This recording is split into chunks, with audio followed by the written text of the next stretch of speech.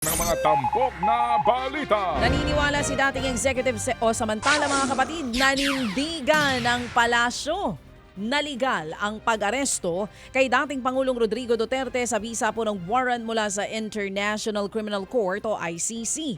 Kasunod din ang sinabi ni Senator Bato de la Rosa na iligal ang pag-aresto dahil umalis naman ng Pilipinas noon 2019 sa ICC. Sagot naman ni Palace Press Officer Claire Castro, wala naman daw magagawa ang palasyo kung pilit na ipinalalabas na iligal ang pag-aresto kay Duterte at pagdala dito sa The Hague. Pero ang giit ni Castro na ayon sa ilalim ng Philippine Act on Crimes Against International Humanitarian Law, Genocide and Other Crimes Against Humanity.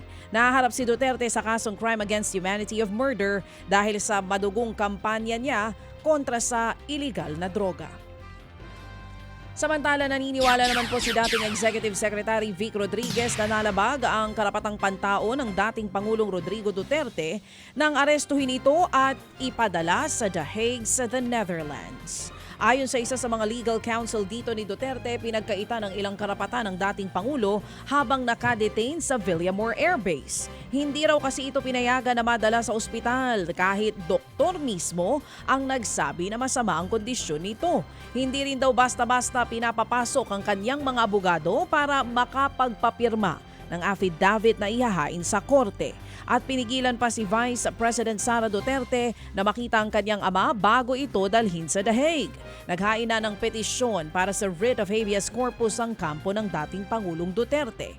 Bagamat wala na raw jurisdiksyon ang korte kay Duterte sa ICC, posible pa rin daw panagutin ang mga umaresto sa kanya dito sa Pilipinas.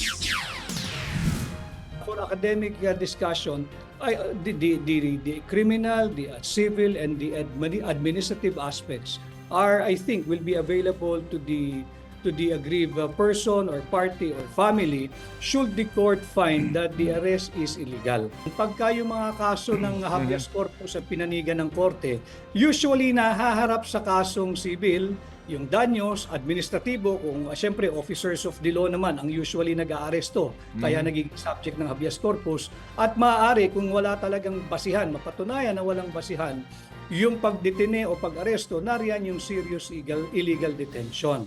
At kung sa tingin naman ng korte na initially ay valid yung arrest or detention and then subsequently it ripened into an invalid detention, magiging arbitrary detention.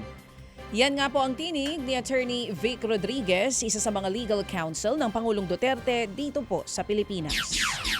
Hindi naman daw mahagilap sa record ng Philippine Statistics Authority o PSA ang ilang pangalan na nakatanggap daw ng confidential funds ni Vice President Sara Duterte. Ayon kay House Deputy Majority Leader Paulo Ortega, hangos sa pangalan ng pagkain ang ibang pangalan na nakita po sa acknowledgement receipt ng OVP. Gaya po ni na Jay Camote at Miggy Mango. Meron ding 5 pangalan na puro dodong at may iba ring kapangalan ng brands ng cellphone. Nang suriin ang kanilang birth record o nang suriin nga po ang kanilang record, walang nagmatch sa birth, marriage, death records ng PSA. Bago po yan, matatanda ang nagtrending din noon ang pangalan ni Mary Grace Piatos na nakatanggap din daw ng confidential funds ni VP Sara. Pero hindi rin siya mahagilap sa record ng PSA kasama ng mahigit 1,000 iba pang pangalan na hangos sa mga pinasang resibo ng OVP.